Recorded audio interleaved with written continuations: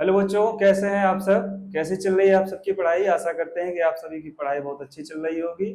मैं हासिम आप सभी का कमर एजुकेट के ऑनलाइन प्लेटफॉर्म पर स्वागत करता हूं। जैसे कि आप हमारे बारे में सोहेल सर ने आपको इंट्रोडक्शन करा दिया है कि मैं इंग्लिश पढ़ाने वाला हूं। और बाकी आज से आपकी इंग्लिश की क्लास स्टार्ट हो रही है। तो सबसे पहले हम जानेंगे कि सब हमारे सिलेबस के बारे में। जैसा कि इंग्लिश क्या है, इंग्लिश एक लैंग्वेज है और किसी भी लैंग्वेज को बोलने के लिए हमें कुछ शब्दों की ज़रूरत पड़ती है। तो वो शब्द हमारे लेटर से मिलकर बनते हैं। और लेटर किससे मिलकर बनते हैं? लेटर से मिलकर के वर्ड बनते हैं और वर्ड से मिलकर के हमारे सेंटेंस बनते हैं। तो हमारा इंग्लिश लैंग्वेज का जो सिलेबस है, रीडिंग कॉम्प्रिहेंशन, जिसमें हम अनसीन पैसेज पढ़ेंगे, जिसमें हमें कुछ मल्टीपल चॉइस क्वेश्चन दिए रहेंगे। और वोकेबलरी में हम सेनानी मेंटानी पढ़ेंगे।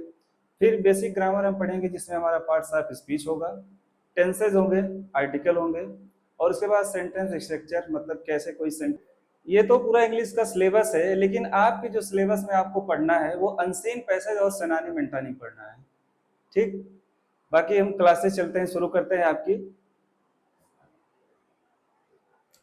ये हमारी जो बैचेस स्टार्ट हुई है 15 अगस्त, 15 अगस्त को हमारे ये बैच लॉन्च हुआ है। और इसकी जो प्राइस है मात्र आपकी 499 में है, 499 में।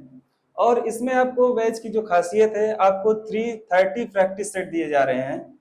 और बाकी आपको जो बेसिक्स है, थ्योरी के साथ कॉन्सेप्ट पढ़िए और प्रैक्टिस भी मिले, तो आप हमारे बैच के साथ जुड़िए। और बहुत ही मिनिमम प्राइस है, कोई भी बच्चा इस फीस को अफोर्ड कर सकता है। इसीलिए हमारे सोहेल सर ने बहुत ही मिनिमम प्राइस रखी है, ताकि एक गांव का जो बच्चा है, एक अमीर का जो बच्चा है और गरीब का बच्चा, सब इस फीस को मतलब अफोर्ड कर सकते हैं। इसलिए हमारे सोहेल सर ने इसको पहले से ही बहुत मिनिमम प्राइस में रखा है। चलिए हम अपने सिलेबस को शुरू करते हैं। और आप लोग चैनल को हमारे लाइक करिए, सब्सक्राइब करिए, बेल आइकन के बटन को न दबाना भूलें, और ज्यादा से ज्यादा अपने दोस्तों के साथ शेयर करिए। तो ये आपकी क्लास है, जैसा कि सोहेल सर ने बताया, ये एक नवोदय एंट्रेंस एग्जाम 2027-28 के लिए है। तो आज की क्लासेस हम अपनी पैसेज शुरू करते हैं। आप लोग एक बार पैसेज को ध्यान से पढ़िए, उसके बाद हम क्लासेस शुरू करते हैं।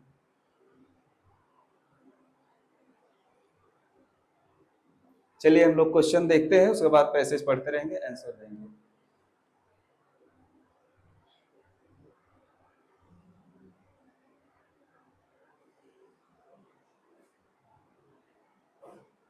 लेकिन जो पैसेज का सॉल्व करने का ट्रिक है बच्चों, वो हम पहले क्वेश्चन पढ़ेंगे, फिर उसके बाद हम पैसेज से उसका आंसर करेंगे।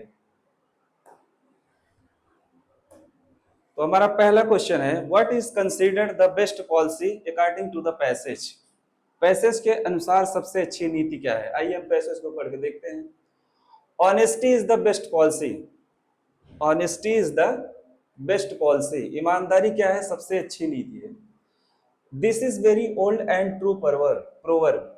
यह एक बहुत पुरानी और सच्ची कहावत है। तो हमारा क्वेश्चन क्या कह रहा है? What is considered the best policy according to the passage. Passage के अनुसार हमारे सबसे अच्छी नीति है, तो क्या है बच्चों? ऑनेस्टी। हार्ड वर्क है, क्या कठिन काम की बात की गई है पैसेज में? नहीं की गई है। ऑनेस्टी, बिल्कुल ऑनेस्टी की बात की गई है। पंक्चुअलिटी, पंक्चुअलिटी का मतलब होता है कोई काम, जैसे मान लीजिए हमें ये काम 9 बजे करना है, या आपको कहीं जाना है 9 बजे आपको वहां पहुंचना है, तो आप डेली वहां पर 9 बजे पहुंच रहे हैं, इसका मतलब आप क्या है? अपने काम के प्रति पंक्चुअल है। काइंडनेस, काइंडनेस का मतलब होता है दयालु, किसी व्यक्ति के प्रति दया की भावना रखना काइंडनेस है। तो बेस्ट पॉलिसी क्या है? सबसे अच्छी नीति है हमारा ऑनेस्टी, ईमानदारी, ऑप्शन नंबर बी। चलिए नेक्स्ट क्वेश्चन की तरफ बढ़ते हैं हम लोग। How do the people treat an honest person. एक ईमानदार व्यक्ति के साथ लोग कैसे, एक ईमानदार व्यक्ति के साथ लोग कैसा मतलब बिहेव करते हैं, ट्रीट करते हैं। ठीक है, आइए हम पैसेज को पढ़कर देखते हैं। यहां तक हम लोगों ने पढ़ लिया था, this is very old and true proverb. An honest person is always trusted and respected by everyone in the society. समाज में हर कोई जो एक ईमानदार व्यक्ति होता है उसका सम्मान करते हैं, उसका सम्मान करते हैं। और उस पर क्या करते हैं, सम्मान करते हैं और भरोसा करते हैं। ठीक है, हमारे क्वेश्चन में क्या कह रहा है देखते हैं। तो ऑनेस्ट पर्सन के साथ लोग कैसा व्यवहार करते हैं? दे इग्नोर देम, क्या वो इन्हें नजरअंदाज करते हैं? पैसेज में ये कोई बात कही नहीं गई इग्नोर करने की। दे डिस्ट्रस्ट देम, क्या वो उनका उन पर विश्वास नहीं करते हैं? करते हैं, विश्वास ना करने की कोई बात ही नहीं है पैसेज में। दे ट्रस्टेड एंड रिस्पेक्ट देम, बिल्कुल वो इन पर क्या करते हैं, भरोसा करते हैं और उनका सम्मान करते हैं। तो ऑप्शन नंबर सी। दे डिसलाइक देम, क्या वो उन्हें नापसंद करते हैं? नहीं, पैसेज में नापसंद करने की कोई बात नहीं हुई। तो हमारा जो तीसरा क्वेश्चन है बच्चों, what does the truthfulness bring to a person? सत्यवादिता व्यक्ति के जीवन में क्या लाता है? तो आइए हम पैसेज को पढ़ते हैं, उसके बाद हम आंसर देंगे। अनलाइक ह्यूमन फ्रेंड्स, इंसानी दोस्तों से विपरीत, books never demand anything from us, किताबें हमसे कभी कुछ नहीं मांगती हैं। इंसान है, इंसान से आपकी अगर किसी मान ली व्यक्ति से दोस्ती है तो उसके बदले में वो कुछ ना कुछ तो लाभ लेगा, लेकिन जो किताबें हमारी है वो हमसे कभी कुछ नहीं मांगती हैं बच्चों। They only give us wisdom, वे हमें क्या देती हैं? ज्ञान देती हैं। Reading books improve our vocabulary, किताबें पढ़ने से हमारी शब्दावली में सुधार होता है बच्चों।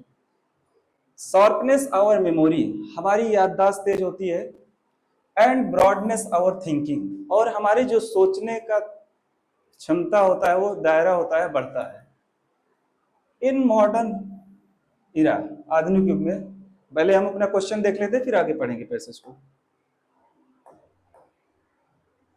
क्या कह रहा है? What does the truthfulness bring to a person, सत्यवादिता व्यक्ति के जीवन में क्या लाता है? पीस ऑफ माइंड, बिल्कुल, जो हमारे मन की शांति लाती है सत्यवादिता। वेल्थ, धन की बात की नहीं है पैसेज में।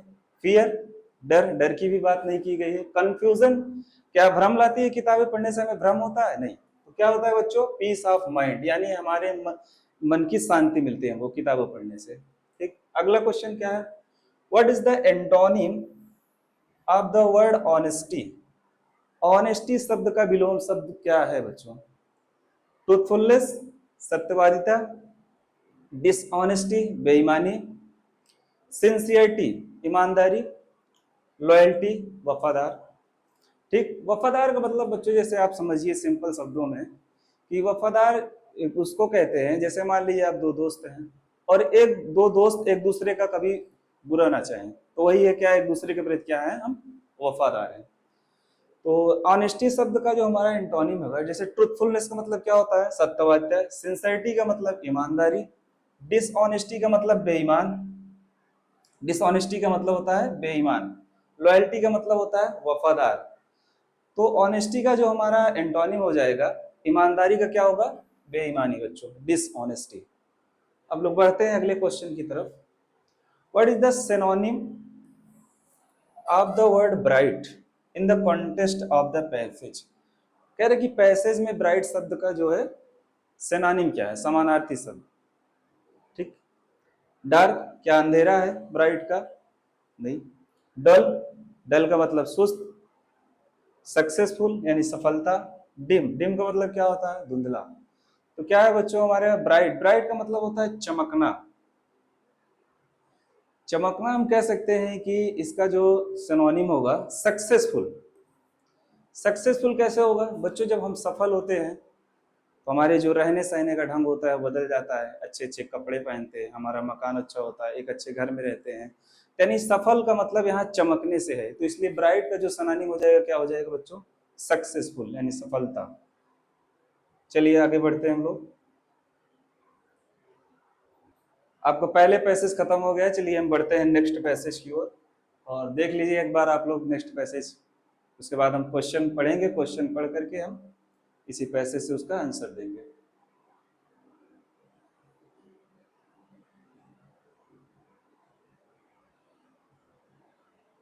देख लीजिए, थोड़ा सा साइड हो जाते हैं, उसके बाद हम लोग क्वेश्चन देखेंगे फिर पैसेज का आंसर देंगे। चलिए हम लोग क्वेश्चन देखते हैं। कह रहा है who are described as our best companions in the passage, who are described as best companions in the passage. यानी पैसेज में सबसे अच्छा साथी किसे माना गया है? तो हम पैसेज को पढ़ते हैं फिर देखते हैं। Books are our best companions, यानी किताबें हमारी सबसे अच्छी साथी हैं। तो ये क्वेश्चन में देख लीजिए क्या कह रहा है, who are described as our best companions in the passage. Passage में सबसे अच्छी साथी के रूप में किसे परिभाषित किया गया है, वर्णित किया गया है? कंप्यूटर्स, क्या कंप्यूटर्स को किया गया है? नहीं। टॉयज यानी खिलौना, खिलौने की बात भी नहीं की गई है। पेट्स, क्या पालतू जानवरों की बात की गई है पैसेज में? नहीं। बुक्स, बिल्कुल ऑप्शन नंबर सी आपका होगा, यानी किताबें हमारे सबसे अच्छी साथी हैं।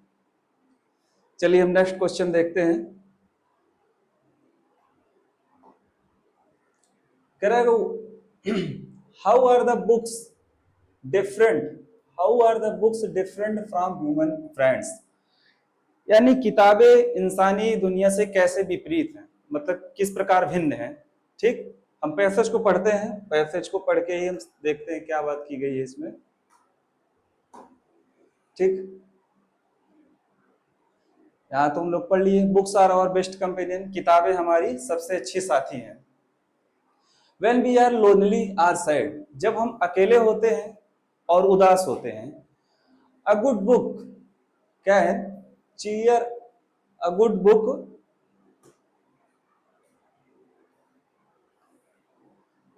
can cheer us and take us into a wonderful world of imagination and knowledge। एक अच्छी किताब जो होती है, एक अच्छी किताब हमारा मनोरंजन भी करती है और and take us into wonderful world of imagination, और हमें कल्पना और ज्ञान एंड नॉलेज, और हमें कल्पना और ज्ञान की एक अद्भुत दुनिया में ले जाती है बच्चों। ठीक, तो हमारा क्वेश्चन क्या कह रहा है देखते हैं। What, how are the book different from human friends. ठीक, अब ये पैसेज आगे पढ़ते हैं, यहां तक तो हम लोग पहुंचे नहीं है। रीडिंग अनलाइक ह्यूमन फ्रेंड्स, यानी इंसानी दुनिया से विपरीत किताबें, books never demand anything from us. इंसानी दुनिया से विपरीत, यानी इंसान जो होता है वो हर व्यक्ति से अपने कुछ ना कुछ तो लाभ चाहेगा, लेकिन किताबें ऐसा नहीं है। किताबें जो है वो इंसानी दोस्ती से विपरीत हैं। Books never demand anything from us, किताबें हमें मतलब हमसे कुछ नहीं मांगती हैं। दे गिव्स अस विजडम, वे हमें क्या देती हैं? ज्ञान देती हैं।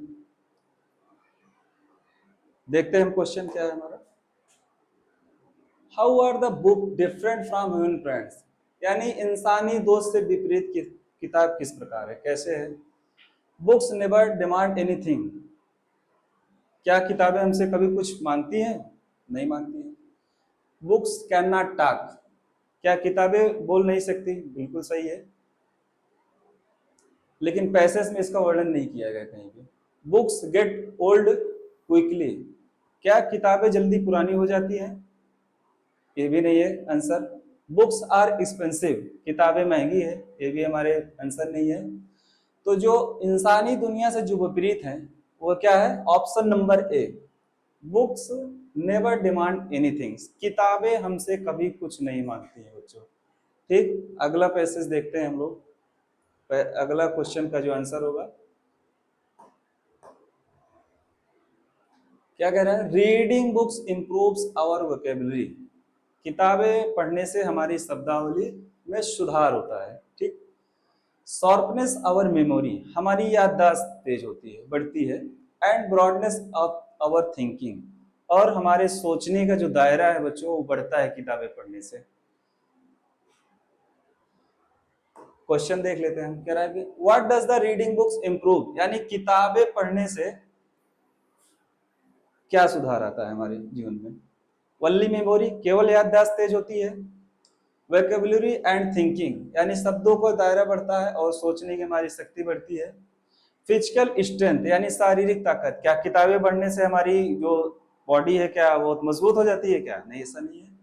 राइटिंग स्पीड ओनली, यानी जो लिखने की हमारी स्पीड है वो बढ़ती है, नहीं। तो किताबें पढ़ने से क्या सुधार होता है? Vocabulary and thinking, option number B.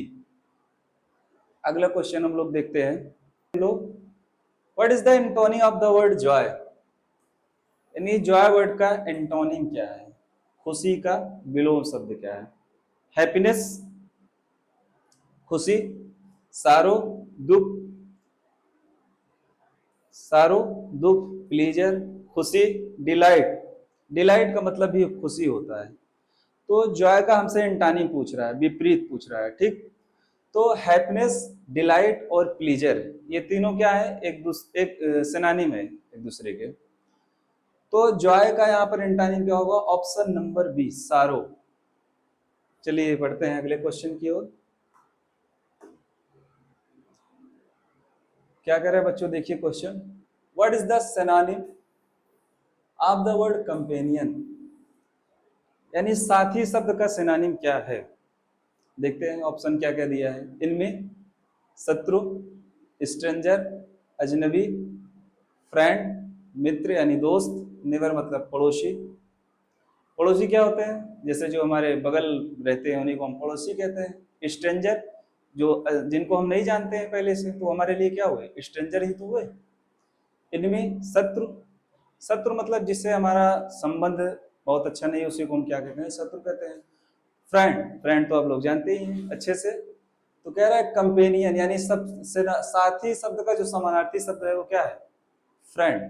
यानी कंपेनियन का मतलब भी साथी होता है और फ्रेंड का मतलब भी होता है साथी। चलते हैं हम अगले क्वेश्चन की ओर।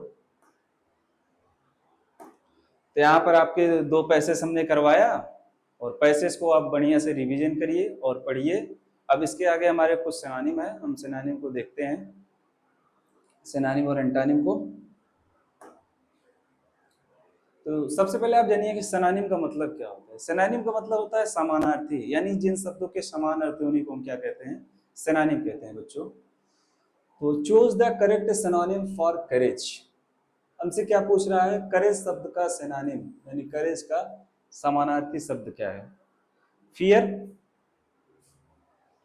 फियर का मतलब क्या होता है बच्चों? डर। जिसे का हम लोग लिख सकते हैं, इसका सिनोनिम क्या हो जाएगा? टेरर हो जाएगा, हॉरर होगा।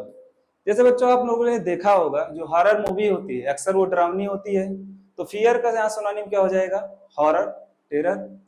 ब्रेवरी, ब्रेवरी का सिनोनिम क्या होगा? बहादुर, यानी करेज, ठीक।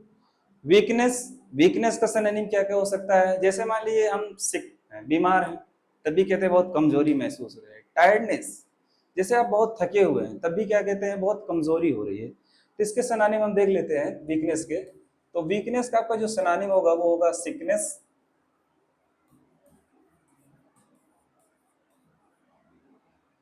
टायर्डनेस, ठीक। कावर्ड, कावर्ड का मतलब क्या होता है?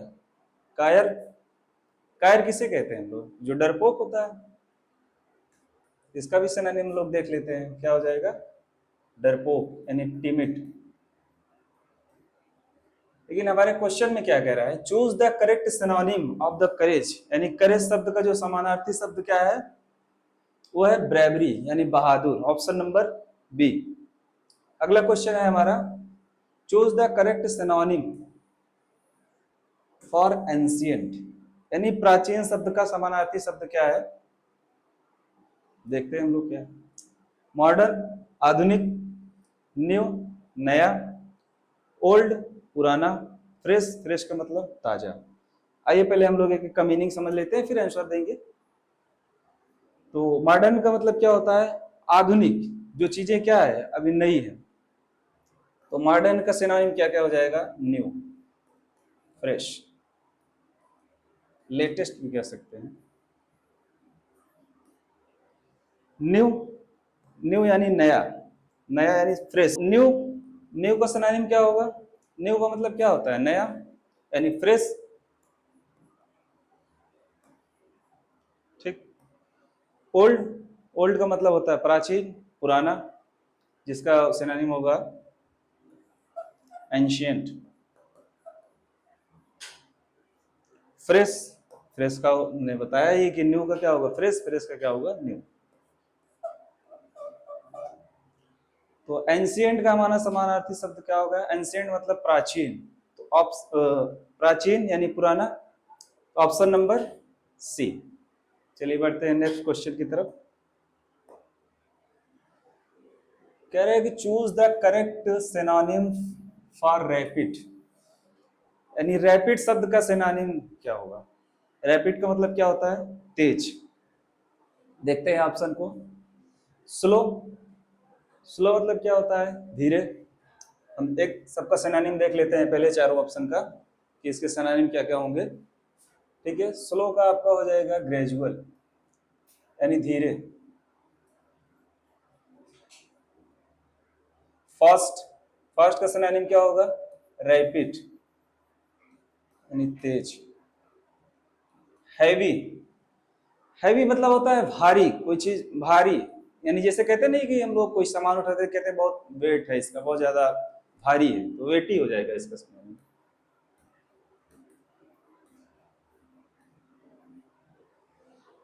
अगला है हमारा लेजी। लेजी का मतलब होता है सुस्त, आलसी, यानी जो व्यक्ति कोई काम वगैरह नहीं करना चाहता है उसी को हम क्या कहते हैं, आलसी कहते हैं, यानी सुस्त कहते हैं।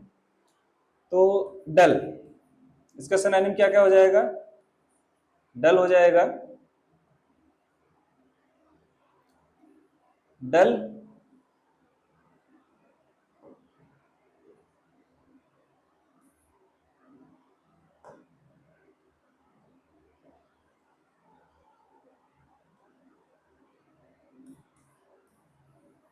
डल हो जाएगा, स्लगिश हो जाएगा, स्लगिश का मतलब भी होता है सुस्त। ठीक, तो हमें रैपिड का सिनोनिम पूछ रहा है, तो रैपिड का मतलब क्या होता है, तेज।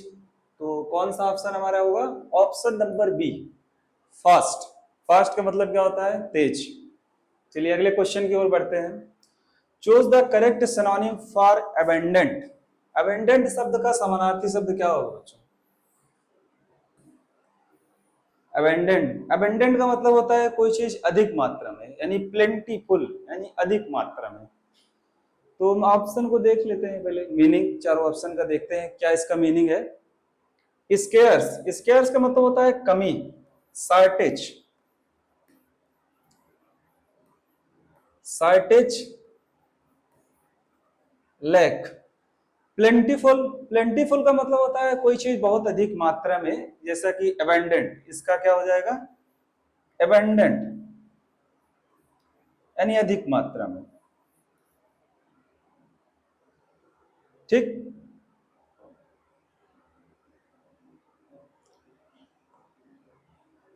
अबेंडेंट।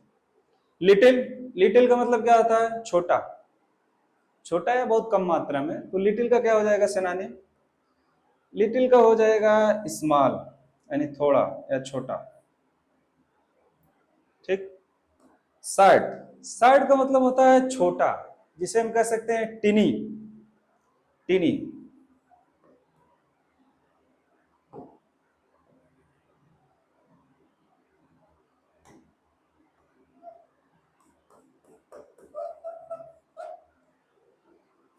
एबेंडेंट का सिनोनिम से पूछ रहा है, तो एबेंडेंट का मतलब क्या होता है, अधिक मात्रा में। तो देखिए कौन सा ऑप्शन का मतलब अधिक मात्रा में है, तो ऑप्शन नंबर बी हमारा होगा, यानी प्लेंटीफुल का मतलब ही होगा क्या होता है, अधिक मात्रा में। आइए अगले क्वेश्चन की तरफ बढ़ते हैं, अगले क्वेश्चन की तरफ। कह रहा है choose the choose the correct,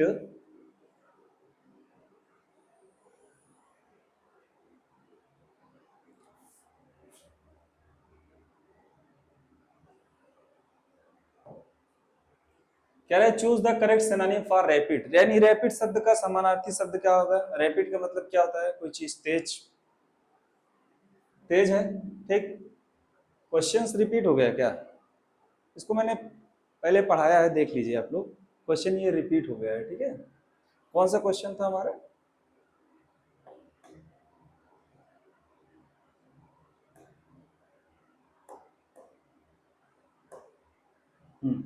नहीं रिपीट नहीं है।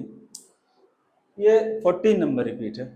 ठीक, रैपिड शब्द का सिनोनिम पूछ रहा है, यानी रैपिड यानी इसका सिनोनिम क्या होगा। पहले हम ऑप्शन को देखते हैं, चारों का मीनिंग देखते हैं। तो स्लो, स्लो का मतलब क्या होता है, धीमा। इसका सिनोनिम क्या हो जाएगा स्लो का, ग्रेजुअल। फास्ट, फास्ट का मतलब होता है तेज, यानी फास्ट का सिनोनिम क्या हो जाएगा, रैपिड। हैवी, हैवी मतलब अभी हमने बताया पिछले क्वेश्चन में, हैवी का मतलब क्या होता है, भारी, यानी जो चीज वेटी है, इसका सिनोनिम क्या हो जाएगा, वेटी। लेजी, लेजी का मतलब क्या होता है, सुस्त, यानी जो आलसी व्यक्ति होता है उसे हम क्या कहते हैं, डल या स्लगिश।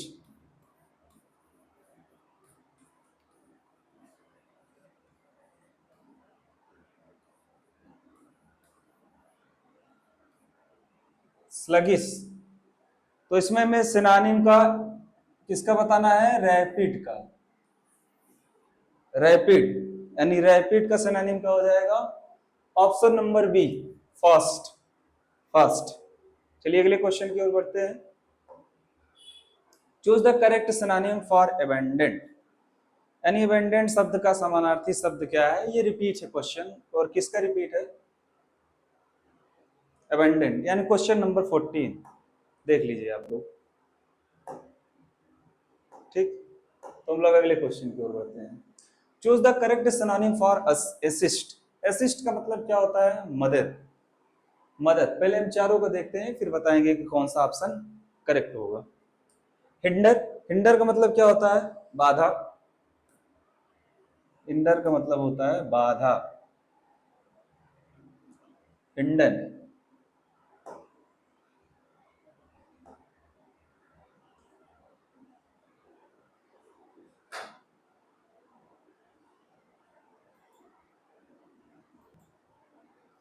क्वेश्चन नंबर 14 हमारा क्या है, रिपीट हो गया है। अगले क्वेश्चन की ओर बढ़ते हैं हम लोग। Choose the correct synonym for assist, assist शब्द का समानार्थी शब्द हमसे पूछ रहा है, तो असिस्ट का मतलब होता है मदद, हेल्प। तो देखते हैं चारों ऑप्शन का मीनिंग, उसके बाद हम बताएंगे कौन सा ऑप्शन उसका आंसर होगा। हिंडर, हिंडर का मतलब क्या होता है, बाधा। हिंडर, ब्लॉक, ब्लॉक का मतलब भी बाधा होता है। स्टॉप, स्टॉप का मतलब ये रोकना, यानी किसी चीज में बाधा ही डालना हो गया। तो ये तीनों क्या है, एक दूसरे के सिनोनिम है, एक दूसरे के क्या है, एंटोनिम है, एंटोनिम, सॉरी एंटोनिम है। तो यहाँ पर हमें असिस्ट का सिनोनिम पूछ रहा है, तो असिस्ट का मतलब होता है मदद। असिस्ट का मतलब क्या होता है, मदद। तो यहाँ पे ऑप्शन नंबर सी, यानी हेल्प, हेल्प का मतलब होता है मदद। ठीक, अगले क्वेश्चन की ओर लोग बढ़ते हैं। ठीक, तो यहाँ पे आपका सिनोनिम खत्म होता है। अब हम लोग बढ़ेंगे अगले स्लाइड पे, एंटोनिम। एंटोनिम आपका अब शुरू होगा। एंटोनिम्स, एंटोनिम्स का मतलब क्या होता है, विलोम शब्द, विपरीत शब्द। ठीक, देखते हैं हम लोग। Choose the correct antonym for accept, यानी एक्सेप्ट शब्द का जो एंटोनिम होगा, विपरीत शब्द क्या होगा एक्सेप्ट का। सबसे पहले एक्सेप्ट का मीनिंग जानिए। एक्सेप्ट मतलब क्या होता है, किसी चीज को स्वीकार करना, ऐसे किसी चीज को करने के लिए सहमति देना। ठीक, देखते हैं हम लोग चारों ऑप्शन का पहले मीनिंग, फिर बताएंगे कि कौन सा ऑप्शन जो है इसका करेक्ट आंसर होगा। एग्री, एग्री का मतलब होता है सहमत होना। एग्री का अगर हम एंटोनिम की बात करें तो disagree.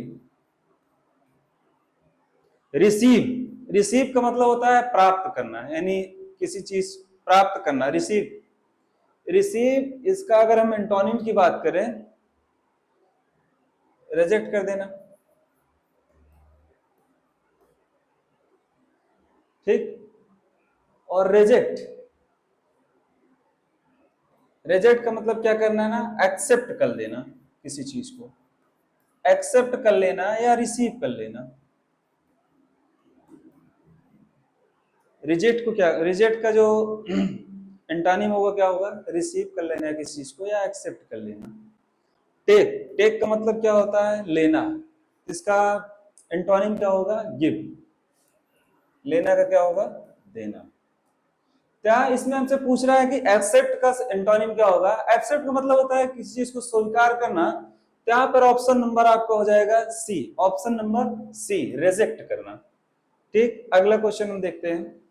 Choose the correct antonym for dull, यानी डल शब्द का जो एंटोनिम होगा, विलोम होगा, वो क्या होगा? डल का मतलब होता है सुस्त।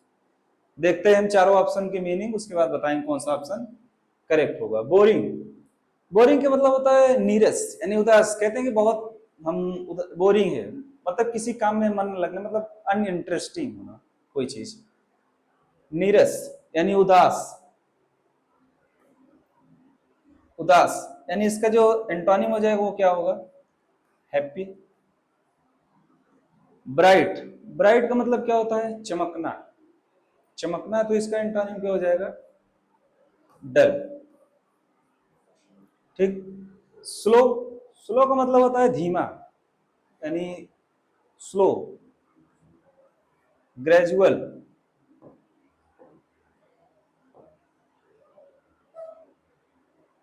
स्लो मतलब क्या होता है? धीमा, इसका एंटोनिम क्या हो जाएगा स्लो का? Fast, fast. सैड, सैड का मतलब होता है दुखी, तो दुखी का क्या होगा? खुशी, यानी हैप्पी। ठीक, तो इसमें हमको किसका एंटोनिम पूछ रहा है? डल का। डल का मतलब होता है सुस्त, सुस्त का क्या हो जाएगा?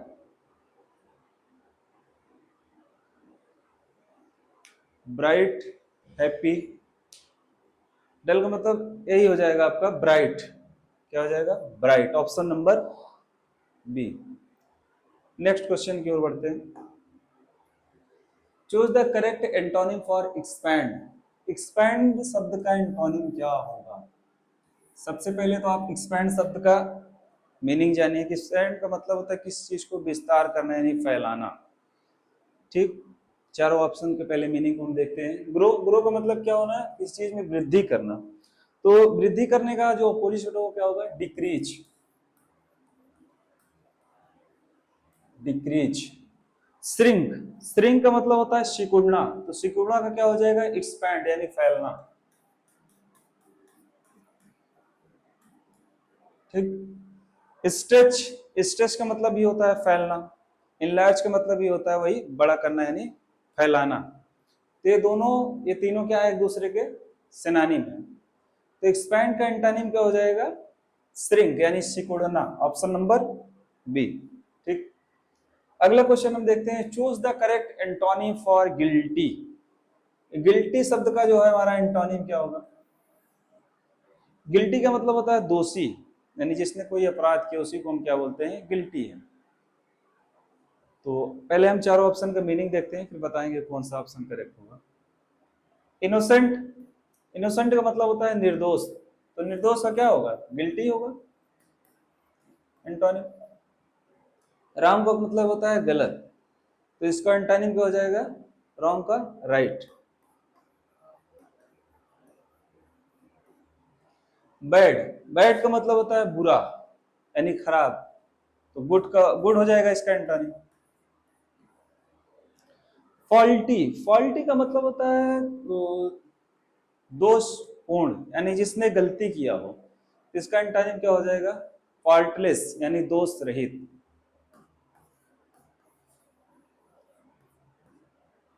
फॉल्टलेस यानी दोष रहित।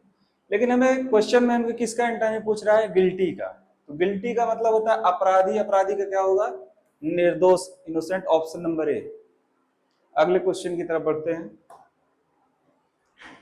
Choose the correct antonym for victory, victory शब्द का एंटोनिम हमसे पूछ रहा है, तो विक्ट्री का मतलब होता है जीत, जीत शब्द का विलोम क्या होगा? ऑप्शन, चारों ऑप्शन के हम पहले मीनिंग को देखेंगे, फिर उसके बाद बताएंगे कौन सा ऑप्शन करेक्ट होगा। सक्सेस, सक्सेस का क्या होता है? सफल होना, यानी सक्सेस का एंटोनिम क्या हो जाएगा? Failure, failure, failure. ठीक, विन, विन का मतलब होता है जीतना, तो इसका एंटोनिम क्या हो जाएगा? डिफीट। और डिफीट का क्या होगा? हार का क्या होगा? जीत, यानी विन। ट्रिम्प, ट्रिम्प का मतलब होता है विजय या जीत, तो इसका क्या एंटोनिम हो जाएगा? हार, डिफीट। ठीक। तो उनसे पूछ रहा है विक्टोरी, विक्ट्री का एंटोनिम क्या होगा, यानी जीत का विलोम शब्द क्या होगा, हार, यानी हार, डिफीट। ऑप्शन नंबर सी हमारा करेक्ट आंसर होगा। ठीक, बढ़ते हैं अगले क्वेश्चन की तरफ। तो यहाँ तक आपकी आज की क्लासेस थी। क्लासेस को आप रिवीजन करिए, अच्छे से पढ़िए और हमारे चैनल को लाइक करिए, सब्सक्राइब करिए और बेल आइकन का बटन दबाना ना भूलिए आप लोग, और ज़्यादा से ज़्यादा शेयर करिए और हमारे बैच से जुड़िए आप। बैच में आपको बहुत बेहतरीन कंटेंट दिया जाएगा और आपको बहुत बेसिक से चीज़ों को पढ़ाया जाएगा।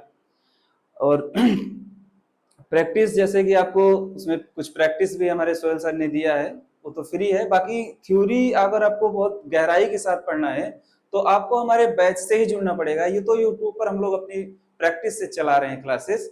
बाकी क्लासेस आप देखिए, आइए जुड़िए हमारे बैच से और देखिए आपको वहां पर बेहतरीन कंटेंट दिया जाएगा। और हमारे सर का जो टाइटल है कि नवोदय से आए नवोदय तक पहुंचाएंगे, तो वाकई हमारी टीम वो करके दिखाएगी। आप लोग भरोसा करिए, एक बार हमारे प्लेटफॉर्म कमरेज वर्ड से जुड़िए और देखिए, और भरोसा है दिलाएं जो अपना हम लोग पर करके जो बैच आप परचेज करेंगे वो हमें पूरा करेंगे। ठीक है, थैंक यू।